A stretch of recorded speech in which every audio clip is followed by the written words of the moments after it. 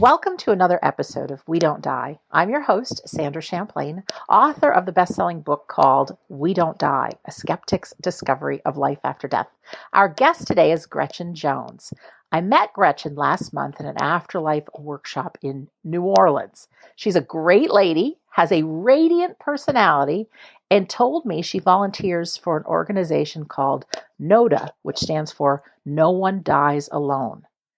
Intrigued by her story and her compassion, I thought we needed to meet her on the show. Gretchen and her husband Taylor run a business called Texas Grip, which is an Austin-based film and lighting company specializing in still photography and video production. They work hand in hand with photographers, producers, and assistants to make sure their shoots run smoothly and that every detail is taken care of. And if you're in that kind of business, you can find out more about that at texasgrip.com. And as far as No One Dies Alone, you can either Google it or on Facebook. They've got a Facebook page. So No One Dies Alone. Gretchen Jones, my new friend, welcome to We Don't Die Radio. Thank you. Thank you very much. That was quite the introduction, Sandra. Well, only the best for my friends. Absolutely. You're a VIP if you're on this show. Well, you are anyways, but I think we often discount who we are.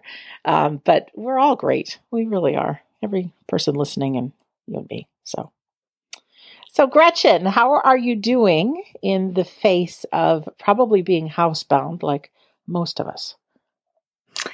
I am, but I think like most of us, I'm getting a lot of housework done and we're taking a lot of walks. And here in Austin, the weather is beautiful. So we've been really enjoying that. I unfortunately, I'm not able to visit my patients right now. Most of them are in hospitals and nursing homes, but I've been giving them calls and checking in with them that way.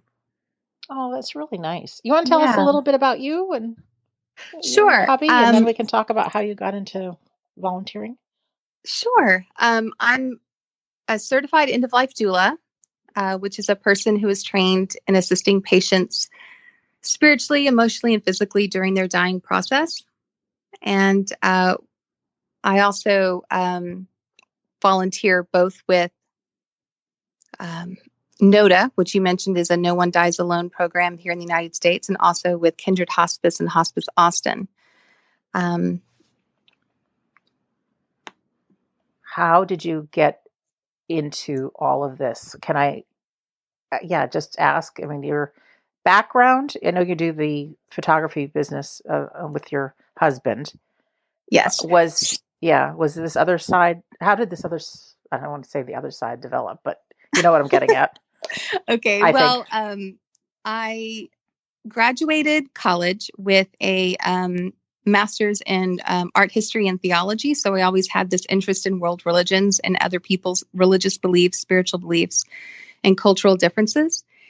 And that kind of expanded for me with my own meditation. And as I kind of got into my own spiritual journey and growth, and I realized that it was, I think, essential to help people who are of diverse religious and spiritual backgrounds to tune in.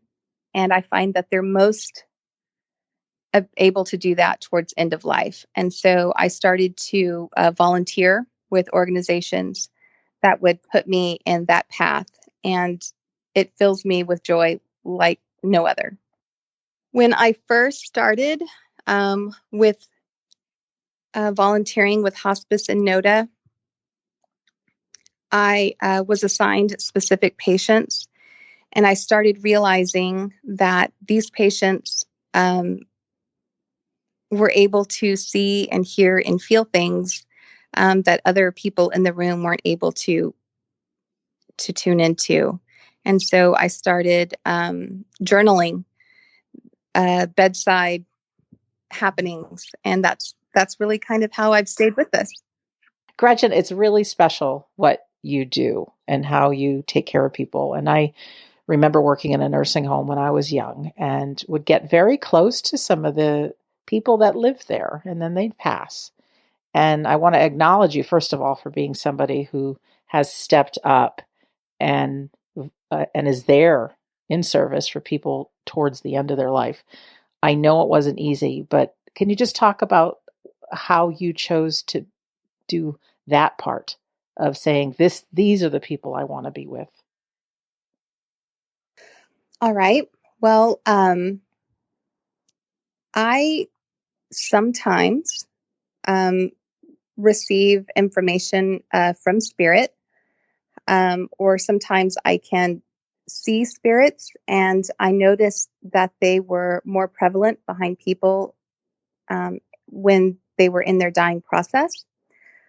So I started to assist those who were dying because I felt that if I could see their loved ones coming around them, then perhaps it would help me kind of gauge their process and what they might need from me. And I thought I could be of assistance in that way. I did not know that. Well, I don't think many people do. Now, when did something I typically share? Yeah, well, it's no problem. I mean, I'm thrilled that you do because it's really great. But going back, did all of that start when you were doing your meditation practice, and I mean, or do you think as a kid you had some of this? Yes, as a kid, I would see spirit in my room or around, and it brought me so much comfort. The beings that would be around, and I wasn't scared, and nothing seems out of the ordinary when you're a kid. It just is. But then as I started to do meditations and try to center myself and sit quietly, I found that more and more information was available. So it kind of evolved into an awareness that when a person was starting the dying process, and as you know, we don't actually die, but when their physical dying process would begin, that the spirits around them would become a little more visible to me. And I thought that that would be a helpful thing to hopefully utilize and help those and assist them throughout their dying process. Wow, really great. And then you were trained as an end-of-life doula. I was. And Reiki also. I'm trained in Reiki and in sound bowl therapy. So I actually use all of that stuff when I sit bedside. So as you mentioned earlier, Noda, and Noda is this incredible nationwide program that is dedicated to serving patients who are actively dying, and that's usually typically within a 72-hour time frame. Okay. And these are patients who don't have family to be with them, and that could be because they've outlived everyone, maybe they never had kids, or their family lives far away and can't afford to visit, or maybe even perhaps they've burned all those bridges and family just simply won't visit. Mm-hmm. So volunteers sign up and sit in 3-hour shifts with these patients. And what's just the most beautiful thing is that every volunteer brings their own personal touch to these patients. And I am just constantly in awe of my fellow volunteers when I learn how they bring their own personal gifts to serve those who are dying. What kind of gifts do you mean? Well, depending on the patient's religious background and cultural considerations, volunteers offer scripture reading from religious texts that relate to the patient, and that could be the Bible, the Quran, the Vedas. Some really gifted volunteers sing just the most beautiful hymns, and you can hear them all the way down the hallways. Others read short stories. They pray, they hold hands, they talk to the patient. And even if the patient's unconscious, hearing is usually the last sense to fade. Right. So, just letting them know that they're not alone. This is in hospice and hospitals? Hospice, hospitals, nursing homes, all of the above. Oh, that's wonderful. It is wonderful. And I just can't think of a better community to serve. They're so open, and it's sacred, and it's just an absolute honor to be allowed to just bear witness to these moments. I am guessing, and I hate to say something sad right now, but based on the pandemic going on about coronavirus, you're not allowed to go in there now. right? That's correct. I have been calling my patients. I've been speaking to them and their Good. nurses. Yes. And then in the case where I have the family's information, I call the family and let them know that I had spoken with the patient or the nurses, just so the family knows that I'm still here for them as well, because it isn't just about the patient. Sometimes in hospice care, not just in Noda, it's also about the family and their grieving process. And sometimes they need just someone to talk to also. Yes. It's a tough time. Yeah, absolutely. Well, kudos to you for being who you are being for not just the patients, but for the families. And I'm sure from the nurse's point of view too, it's a relief to have you guys, anybody working with Noda, show up and be there. Oh, oh yes. I think that it's also this this feeling inside of self-awareness and self-reflection too that comes from it. I know that it's you're volunteering your time and it's you're helping other people, but at the same time you do receive these this part of yourself that you didn't even know existed, or how deep the love for other people could go until you're actually out there giving that love unconditionally. So I kind of want to say I had an experience. So Mm-hmm. I used to have a misconception that the most important time to be present for a dying person was during their last breath. Mm-hmm. And it's been my experience since then that that's just not true. And dying is a process, and it can take years, months, weeks, days, or even hours. But the importance is being present throughout the dying process. And that does not mean every waking minute. It just means being available as your loved one needs you over time. Mm-hmm. And once early on, after visiting a patient, I feared I wouldn't see them again, and I was unable to continue to sit bedside at that time. And I turned inward and I prayed to God, and I received the most beautiful message from Spirit that I continue to use to this day. I use it all the time, even for people who are not necessarily transitioning. Mm-hmm. But the details kind of came through as a download of information that I then interpreted. And what I interpreted from Spirit was that I could, if I wanted, create a letter of love or a love letter to my patients, and I could leave it in that moment in time and space, and that this message would be received by my loved one when they transitioned. And that upon receiving this love, it would lift or boost my loved one along their journey after their physical death. And I think, we all know the power of prayer and positive thoughts. So I think that this follows along that same line.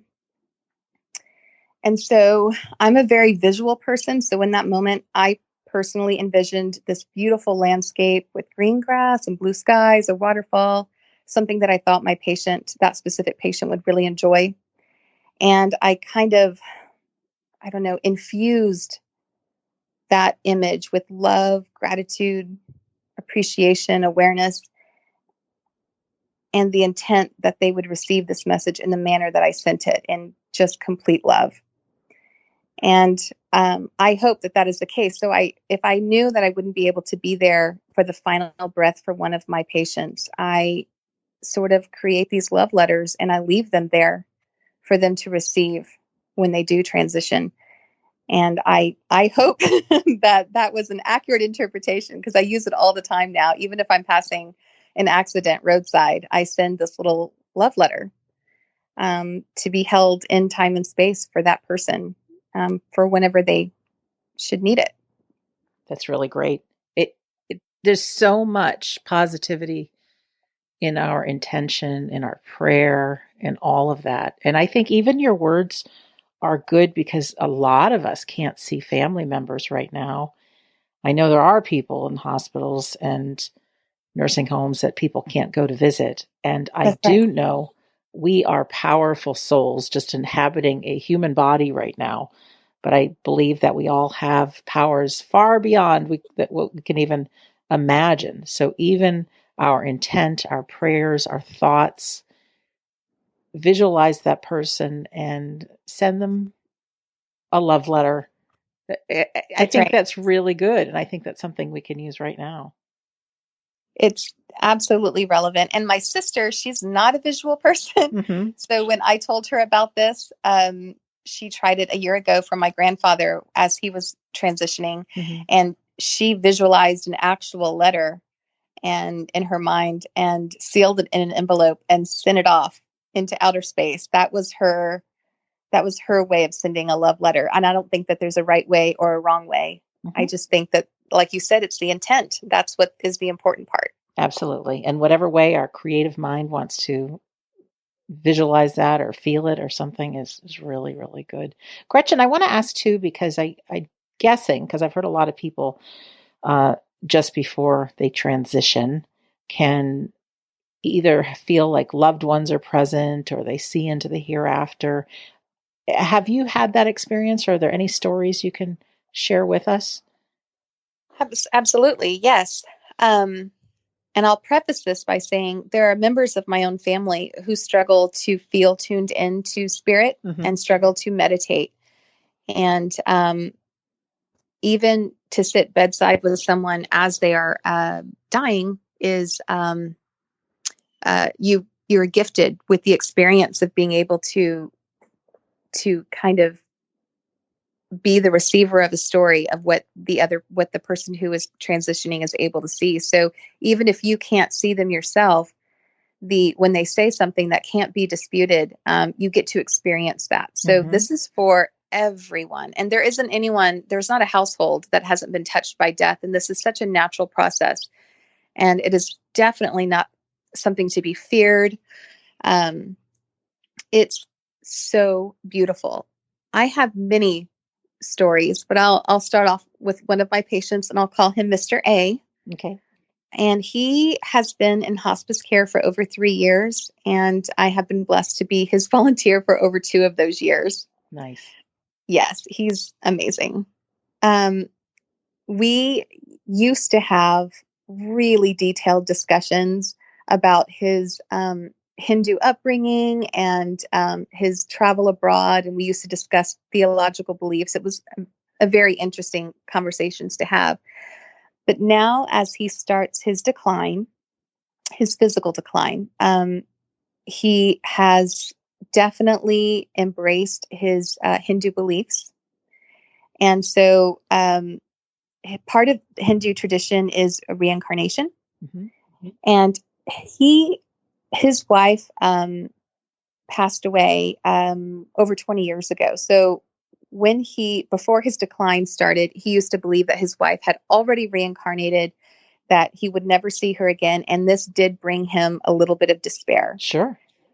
But now, Mr. A has been receiving visits from his wife and in his room, and it is bringing him just huge amounts of comfort.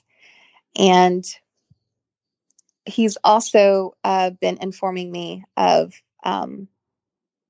other beings, beautiful beings in the corners of his room, typically one corner actually. And I can't see it, but the way he lights up and the details to explain these beings, it's just beyond imagination. And the amount of joy and comfort that he emanates after talking about them and while looking at them and explaining them to you, it leaves you without any doubt. And at the very least, you're feeling just this overwhelming sense of joy that he's feeling so comforted in those moments, because it can be difficult to do that when someone's on the decline, to bring them that kind of comfort. Wow. One time I was leaving his room and I sit in a chair right by his bed, and I said, "Okay, Mr. A, I got to go." And I got up to leave, and I had reached the door, and he says, "Oh, you're back." And I turned around. I said, "No, Mr. A, I'm leaving now." And he said, "No, her." And he pointed to the chair that I had just gotten up from. And he said, "She sits there with me after you leave, so I won't be lonely." Oh. And he flashes just the sweetest smile at the chair. And in that moment, I had this overwhelming just was filled with gratitude. And I walked back to the chair and I said, thank you for keeping him company to this invisible, beautiful energy that brings him so much comfort. But he frequently has visitors that he describes as being light filled in his room. So they're consistently present for him at this time. Oh, how special. I've heard some other stories, and I just love, I mean, not only no one dies alone as far as human beings with human beings, but just the fact that I believe the natural part of the dying process for a human being is that loved ones and angels, whatever you want to call them, these beings are there to reach out for our hand and bring us over the threshold. And they can see them. They can, yes. And he can't tell the difference between me and the being standing next to me. We are the same for him in that moment. Yes. We are the same reality for him, which is just beautiful to me. I told you earlier that I sometimes, or oftentimes actually, can see patients' loved ones before they transition. And I have seen a woman behind Mr. A that that I had the feeling of that it was his wife. Mm-hmm. So she stands behind him whenever I see her, but for him, she's always in front of him at the foot of his bed and in the corner of his room. So I believe it 100% for sure. Oh, how comforting. I mean, none of us want to, I think fearing death is a natural thing, but with everything that I've learned, the actual dying part, I'm not afraid of. It's any pain that leads up to that point, anything, but to know that in our minds, we actually get to see this. And I love that it's as real. It will be as real for all of us as with Mr. A. Oh, for sure. And the amount of comfort that it's bringing him is just so reassuring, and it brings anyone who witnesses that comfort as well. So it's definitely nothing to be afraid of. It's just something to be in awe of. I know I am every time an experience happens. I'm just filled with so much gratitude. Well, I'm going to send Mr. A love letter. Yes, I've sent him a few. Well, just the fact that you're sharing this story, and because it's making a difference for a lot of people, his story, it sure is. He's a beautiful, beautiful man. And I encourage, seriously, everyone to send a love letter. And even if their person has already passed, how can you go wrong with sending anyone love, whether they're in the physical body or not? It brings you comfort. And it also, I guess I've been told, I don't know, from spirit, that it gives them this lift or this boost. So that sounds great too. I think love is a great energy. And, we always hear things. The best way to feel love is by loving someone else, whatever that saying is giving out love. And then there's also an expression, the way to have your dreams come true is helping other people get their dreams come true. So it's one of these things where what you put out, you get back. For sure. I believe it. When I look into the eyes of one of the patients that I'm visiting, or I hold their hand, there's just this connection that's made in these vulnerable moments. And there are no words. You're just there and you're present. And you can't ever regret those moments. Those moments stay with you forever. They have for me. Yeah. I've done a lot of stuff in my life.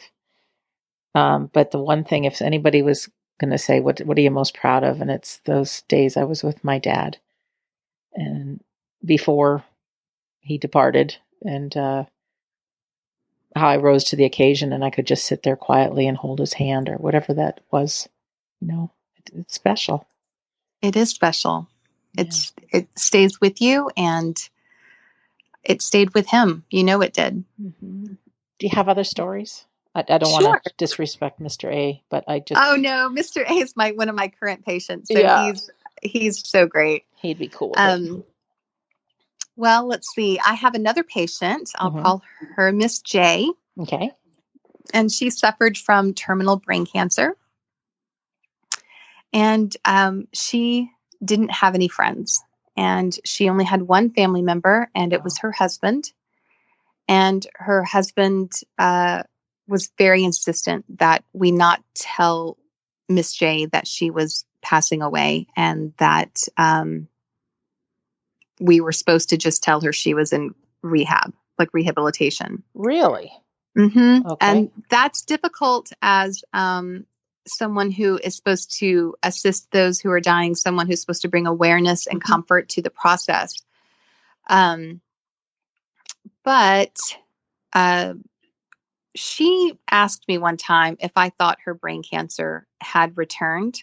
And knowing that it had, I was trying to honor her husband's wish. And I said, "Do you think it had returned?" Mm-hmm. And she said, "I do."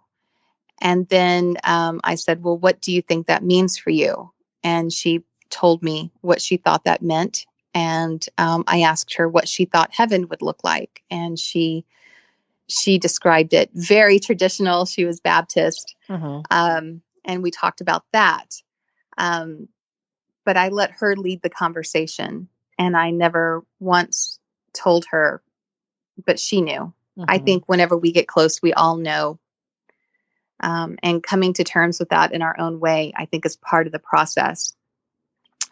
But she, being Baptist, I used to bring her in this flameless Jesus candle, and she would lead us in prayer. And this was part of our kind of ritual together. Mm-hmm. And one day, this we did every day before I would give her peanut butter Reese's cups. Those are her favorite.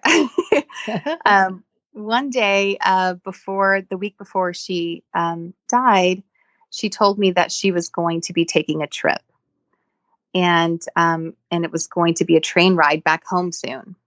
And I asked her, "Well, when are you going?" And she said, "I don't know, but I know it's going to be soon." And this was something I had been trained with. That's called nearing death awareness, which I'm sure you've heard of. It's when the patient is aware of their impending transition and they use symbolic language to describe it. And it's typically in forms of, "I'm going to be taking a trip," or a train ride, or going home, or something like that. And not long after this, Miss J slipped into unconsciousness, and I received a call from hospice. And so I rushed to go visit her. And I sat bedside and silently prayed for her. And then a nurse came in to check on us. And in an attempt to comfort me, she told me Miss J would not be waking up again and that I should not be disappointed. So I thanked her and she left. I activated Reiki and I placed my hands on her and continued to pray. I wasn't praying for her to get better, because that's not what we're there for. I was praying for the highest and greatest good, for healing in whatever capacity that looks like, that sort of thing. And to my surprise, Miss J opened her eyes. And at first she looked past me, but I kind of centered myself in her line of sight. And I brought out her favorite Jesus candle and she locked eyes on it. And I asked her if she wanted to pray as per our usual. And she shook her head yes. And she started to speak, but the brain cancer had done some damage, and all she could say was a repetitive, like, da-da-da sound. I gave her time, and I stopped her, and I looked at her, and I said, "Do you want me to lead the prayer this time?" And she shook her head no, and she continued with the da-da-da sound. I waited a bit more, and I stopped her, and I assured her that it must be frustrating to know what you want to say but aren't able to get the words out. And I told her that Jesus knew and what she was saying in her heart. And she shook her head yes. She continued for a short time more, and then she closed her eyes and slipped back into unconsciousness.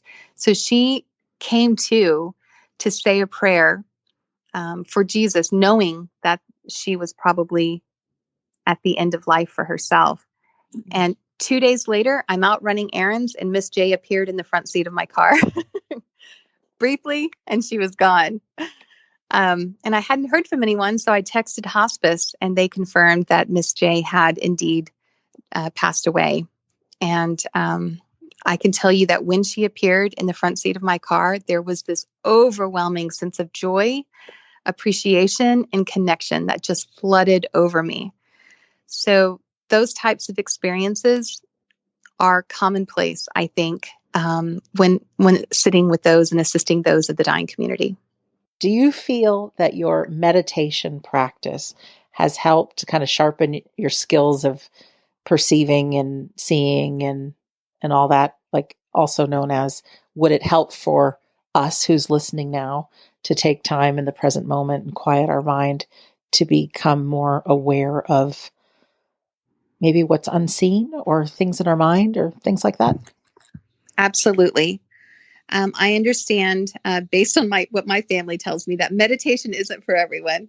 I think that people put too much thought into what meditation is supposed to be like, instead of just allowing themselves to just sit and be. I understand that people have thoughts that come through, but it isn't just meditation. I also do the whole sitting in the power and just being in the moment. I've done the guided meditations and the self meditation where you're sitting and clearing the mind. There's all different ways to just quietly sit. And when you do that, you can sometimes have a connection to the divine. You can have a connection to your own centered self-awareness. And whatever I think the person needs most is what they're going to experience first. And I think if it's a connection to more, then that's because they need that connection right then. And that kind of fuels them to continue on the journey of meditation. If it's quietening the mind and just de-stressing, I think that that's important too. But just letting go of all the distractions, even if it's just for 5 minutes, all the distractions that everyday life has, all your to-do lists, it allows space for spirit. It allows space for connection and for your own self-awareness and self-growth. So I think it's very important. And I don't think everybody's aware, and I am not 24/7 aware of this either, but around all of us, we could be sitting alone in our homes and really buying into that we're alone, but we're not. We've got an unseen world around us of loved ones and guides and beings that are here for us. And yes, I love that. And so we, like I said, we're souls having a human experience, whether it's creating a love letter or something similar, our intent, and we can even ask this unseen world around us, I don't know how to quiet my mind. Can you show me? Or I'm here and this is what I want to do. I want to be of service. Can you help me be? And for me, sometimes it's just, I don't want to say it's simple because it's not, but when my mind starts getting crazy, when I'm trying to quiet it, it's just simply focusing on my breath. And then I start thinking again, oh, let's get back to the breath. Or if I'm outside listening to the birds chirp and just being one with the bird chirping, or whatever. That's right. Getting us into that present moment. Well, and people have this, I don't know, thought in their mind sometimes that if they get distracted, then they can't meditate. Like, okay, I've ruined it. Like that one didn't count or something. It all counts. Everybody gets distracted while meditating, and then you just have to let it go and recenter. That's okay. That's natural. That's part of it. You don't have to overthink it and think that there's some specific way that it has to be done. Mm-hmm. And one of my medium friends has even said they, meaning the unseen world, could have your mind go on a daydream because they're doing some healing on you. So it doesn't necessarily need to be a totally 100% quiet place in your brain. When your body's still, I mean, there's so many different things. I wish we could pick and who we want to be, the ways we want to serve and all that. But I think once we get to the point where where's the fun in that? Yeah, we realize there's this much bigger picture that I think we all have a team that's kind of showing us the direction we need to go in. We all have our different gifts for mankind. And when we say yes to service, it's like, oh, let me show you what it is. So for you, Gretchen, this is where we need your help. And it's amazing. It's just amazing what you do. It's a true joy. I will tell you, my husband is he is not into any of this at all. Mm-hmm. He doesn't meditate. He supports me in everything that I do. I'm sure he just smiles politely at me and he listens to everything I say, but I don't think it's sinking in. Oh, I'm the same way with my mom since we started this. I know she supports me and loves me, but every so often I'll tell her a story and one eyebrow will go up like, Yep. I don't know about that, Sandra. I'm like, it's all right. It's okay. You don't have to in divine timing. Yeah. But I can tell you that you can find your own connection to the divine. Mhm. My husband loves sunsets. He likes to go out. He really takes time to look at them and enjoy them and be in that moment and photograph them. So for him, I think, whereas I really enjoy meditation and turning inward and things like that, he needs to be out, and he finds it in sunset. So his connection to the divine. So I think that when people are like, oh, I just can't meditate. Well, maybe meditating per se isn't maybe right for you, but quieting the mind and finding something that you could just get lost in, like a sunset, maybe that works for you. Some people get lost in doing drawings or Yes. journaling, and it's just different ways. When people say sometimes you're in the zone and all of a sudden so much time's passed and you didn't even realize it. That's perfect example right there. Yes. Exactly. Gretchen, because the show's called We Don't Die, do you have other reasons you believe in the afterlife? Um, well, Maybe. besides having spirits physically come in and I be able to see them. Yeah, that's pretty big. That's a big one for me. And continuing to experience other people's spiritual moments as they're transitioning and getting to be a part of that sort of continues to enhance my belief. I guess for me, I actually had it. Well, another experience I had when it was with a Noda patient, and I didn't get to know this person before they started to transition. They weren't a hospice patient of mine beforehand.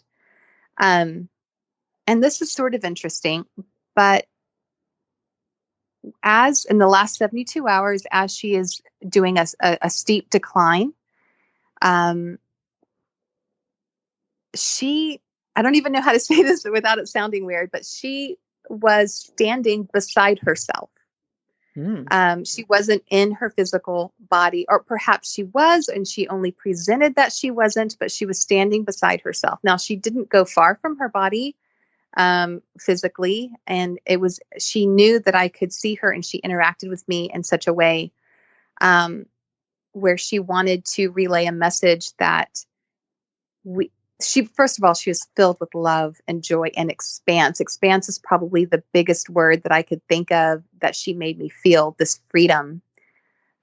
She was elderly, but she tried to relay by giving me a visual of being at the tippy top of a huge tree in a huge forest, and a 360 view, and all you can see are more trees.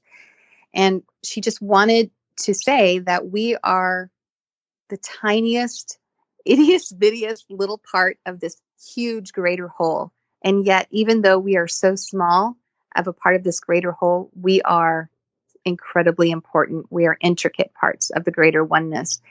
And she's standing there outside her physical body when one might perceive the physical body to be struggling and perhaps in discomfort. She wasn't in it. She was standing beside it with this incredible sense of freedom and love and joy.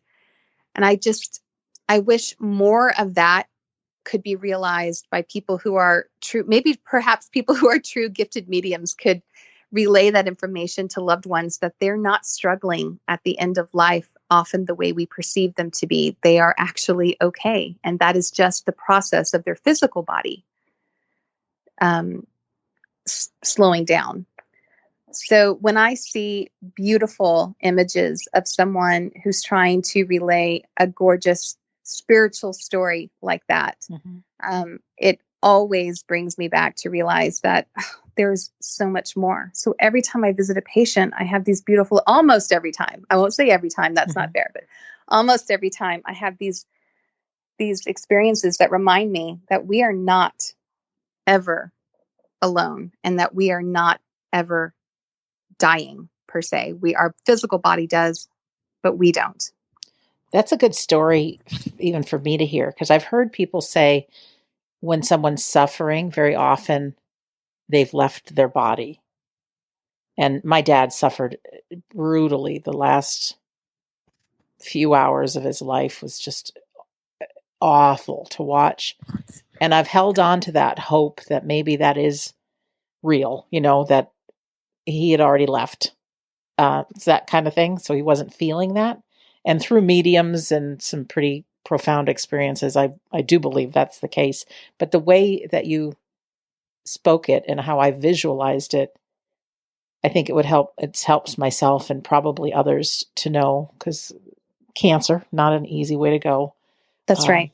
And just the fact that they're not suffering, and that also once people do transition, while they might come through a medium and say how they died, it's kind of just to prove who they were. There's no memory of pain or anything like that. It's easy to close your eyes and open them somewhere else, free of pain and being very much alive. It's the experiences through Noda, which is the last 72 hours typically, where I have seen people standing outside their bodies when they're supposed to be physically suffering the most. Mm-hmm. So that is what brings me comfort. And even to someone who maybe can't see the spirit standing beside themselves, I would love for someone to explain that one to me, because I don't think that they have fully transitioned. I don't know. I don't think that there's this in between either, but I guess they're still somehow tethered to their physical body, but they are not uncomfortable. They are not in pain. In fact, they're feeling just the opposite. They're feeling this, again, I come to the word expanse. Like they just feel bigger than life itself, which is a strange way to put it, but it's, I guess, the only words I have for it. And for them to put that feeling that I could feel it. It's just everything, every time I have ever felt spirit, I guess I should say that for me, it has been beautiful in love and in light and in joy and in gratitude and appreciation. I have never felt anything other than that. And the feeling can be so overwhelming that there's just no questioning. You don't feel that way any other time. And that's why I still believe. That's why I firmly believe that life is eternal. That's really nice. And as far as living life, having the belief that life is eternal and that we don't die, do you find you live your life kind of different from other people a little bit? Or how do you live your life knowing that it goes on? Does that make sense? I guess I am a little more lenient on the choices that people make. I'm just like, oh, well, that's what you want to experience. Oh, and you're going to experience that. And that's great. So I guess I'm just more open to how people choose to experience their physical reality, because that's all it is. We're here experiencing. We're here just learning and growing. And it almost makes you feel like there's no way to mess up, because it continues. And you just do the best you can when you can. And whatever aligns to you and resonates with you, then you go that way. I agree. And then, there's things in my life that I look back on and it's like, oh, no, I shouldn't have done this, or I should have done this. We have to trust that in the moment we made decisions, that was the best decision we knew to make at the time. So be gentle on our past selves. In the present tense, do the best we can. Certainly, absolutely look for opportunities to serve, right? That's my favorite. But I think it was Maya Angelou. I think, I hope I don't get a misquote here, but I think she said, when you know better, you do better. I love that. Yes. So I love that too. And so every time if I think back and I think, oh, I could have done that differently, I think, well, you know what? I did the best I could. And when you know better, you do better. Oh, I love it. I love it. So some people, Gretchen, might be interested in finding out more about Noda and volunteering. I know there's not a simple website to go to on it, but how would you recommend people find out more about it? I Googled it and tons of stuff came up. And then I also know there's the Facebook page. But any recommendation? People might say, you know what? I think I might be interested in that. Yeah, so Googling it is definitely the best way to do it. It is a nationwide program, but it is set up individually by state. So you would need to find Noda in your state, and then to find the network of cities that it is in your state. And if there isn't one, maybe you want to start one. Maybe you can head up the Noda program in your area. That's also an option. It's definitely worthy. And it's a great cause. And even though we all know that you don't actually die and that there are those on the other side who are greeting you, so you aren't truly dying alone, I think when you're still in the physical body, having someone there to hold your hand is very comforting. So maybe you don't die alone in physical or in spiritual. So you can be there for someone and start that program up if it's not available to you in your area. I can and can't imagine the fear. My dad was very religious, went to church every day. And wow. Yeah. And was he Catholic? He was Catholic. Yep. And with those final breaths, and it was really interesting because I knew at some point closer to Dad's passing, I needed to share what I knew about the afterlife and my secret studies and all that stuff. And my stories of what I experienced and what I'd done up to that point, I mean, it filled his eyes with tears. And this is really interesting because I'm not a practicing medium, but I every so often will get a glimpse of something, or if I'm in a course, there will be things I know that I shouldn't know and stuff like that. Well, right in the kind of the weeks before he passed, I remember seeing this yellow airplane in my brain. And it was just a small aircraft. And I said, Dad, and I'd already told him these stories, of me studying this, that, and the other thing, all these weird topics. And, he just loved me and had big eyes and was listening. But some of it, he's like, wow. But I said to him, I keep feeling that there's a man named Jim who's laughing and saying he wants me to tell you he did get to bring his toys with him. And in that, my dad's eyes filled with tears. My dad had survived cancer from 30 years past. And so he would always help cancer patients and AIDS patients and things like that. He did a lot of volunteering. But he used to always say, you have to live. You have to, you can heal, because you can't bring your toys with you. So Jim had a yellow airplane. And the fact that I said those words, my dad says, just tell me everything. Tell me everything you know, Sandra. And through that, our relationship got stronger. But I could tell where I'm going with all of this is knowing what I knew and being able to share with him. And even towards the end, there was fear that comes up. And I think that's normal because, Scott Milligan puts it great, when he talks about what one of his inspirers said. It's just like if you've never been on an airplane and you're scared. I mean, it's normal. It's something new. But then it's like you take your journey and it's like, oh, what was all the fuss about? And that's right. But in those final moments, in those last 72 hours, you really don't know. You're boarding an airplane that you didn't ask to go on here. And to have somebody from Noda step up and be there is just a beautiful, beautiful thing. So to anybody who's listening right now, if that seems of something of interest, check it out. And is there training that goes along with it, Gretchen, of how to? There's a couple of days that you go in and they train you, but it's part of all of our histories and lives and cultures to just sit beside someone. It's not complicated, and it truly fills you with joy. You feel like you have been present there for someone who needed it.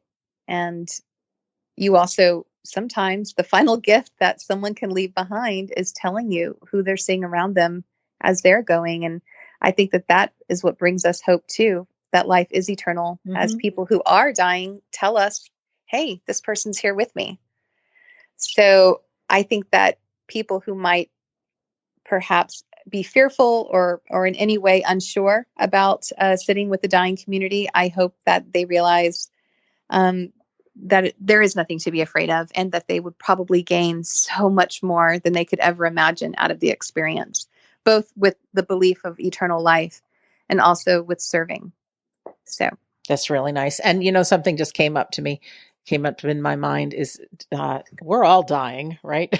Right now. That's right. We are. And a lot of us are housebound, and we're housebound with people. And sometimes, you can look at it sometimes sometimes too much, or I don't know what the expression is I'm looking for here right now.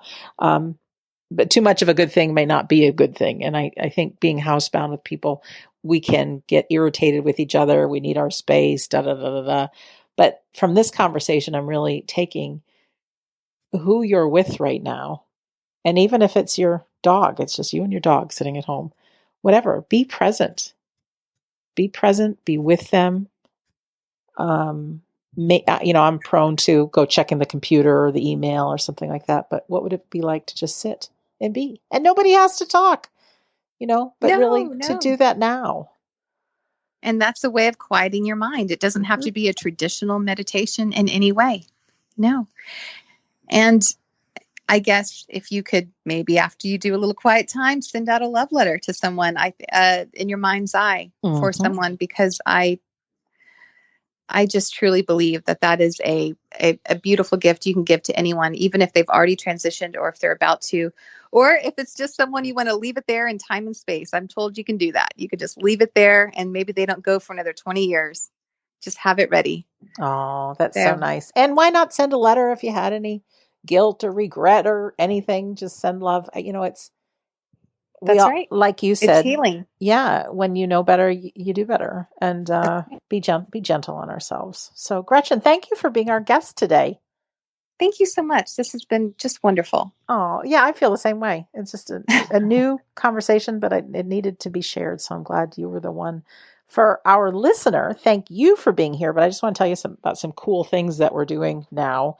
As always, we-don't-die-radio.com is the home base for episodes.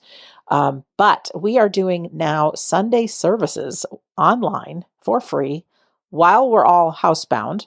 And it's done in the spiritualist manner, meaning we have songs and we have prayers and we have a reading and we have a sermon, very inspirational. But one thing spiritualists do a little differently is at the end of every service, there's a medium that does a mediumship demonstration, and we'll bring in 2 or 3 contacts, 2 or 3 loved ones from the other side, and we connect them right there in our online service. So we just had our first one. It was pretty miraculous and lasted about an hour and 20 minutes, I think, something like that. And they're all recorded, so you can see one even after the fact. But if you go to we-don't-die-radio.com and towards the top of the page, it'll say our Sunday Divine Church Service, and just scroll beneath it, because the recorded ones you'll be able to play from right then and there, or you'll get the link for the next one coming up on Sundays. So we want you to be part of that, be part of our community, even though we're so many miles apart. Also, we're doing some live mediumship demonstrations, which are pretty cool. So there's an event page at we-don't-die-radio.com. I've got some freebies for you. If you want a copy of my book, We Don't Die, it'll come in a PDF form. And I have a very healing audio called How to Survive Grief. Grief doesn't have to be death of a loved one. It can be something that we're all going through right now. Is our world has changed. Our lives have changed. Many of us right now are unemployed, and maybe our health has changed. There could be so many different things, and that activates the grieving process. So our brains can be a little crazy. We could have anger. There's a bunch of things. So it's how to get through the grieving process. And so you just have to sign up for what's called my Insiders Club, which is another name for my email list. And that's that. And then on Facebook, we have We Don't Die listeners. So you can just type that in. It's a private group of nearly 5,000 people. Shout out to everybody who's in the group. Hello. And it's a great place to just meet new people, talk, be supported. It's super. And then the last thing is back to we-don't-die-radio.com. If you click on the button that says store, there is my book, We Don't Die, in audiobook form. Now it says $20, but if you put in where it says coupon code FREE, F-R-E-E, free, because it will turn it from $20 into $0 into completely free. That is my gift to you. Just, it helps being in the present moment. It helps listening to inspiring things. It helps being with people, but sometimes we can't be with people. So just listening makes a difference. And of course, there's now 335 episodes of We Don't Die Radio. So you could spend your next year listening. But again, I want to thank Gretchen for being our guest today, and looking forward to seeing you again, Gretchen, in the near future, somewhere, somehow. I imagine we will. I Yes, I hope can't so help it. too. Yeah, I'm sure it'll happen. And for you, our listener, we look forward to meeting you, whether it's online or in person. So, in closing, my name's Sandra Champlain, and I'm always so happy to be your host on We Don't Die Radio. I do believe that life is an education for the soul and that your life here on earth is important. So, take a little time and create a love letter and send it. It'll make a difference and it'll land just where it needs to. Forgive yourself. I love that. When you know better, you do better. So don't worry. Be present, have love in your life, and just take some time today to sit with the people you love. Okay? So thanks for listening, and we'll see you soon.